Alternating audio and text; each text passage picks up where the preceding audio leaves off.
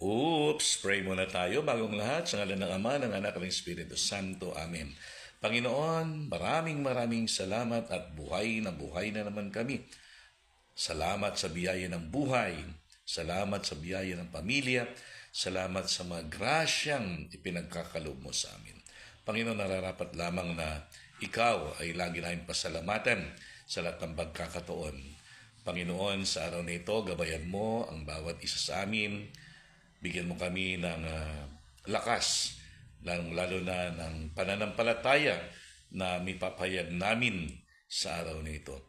Panginoon, hinihiling din namin na basbasan mo, hipuin mo ang mga kapatid naming may mga karamdaman, may mga sakit na gumaling na sila at makabalik na maglilingkod sa iyo. Ganun din, Panginoon, sa araw na ito, hinihiling namin ang mga kapatid naming nasa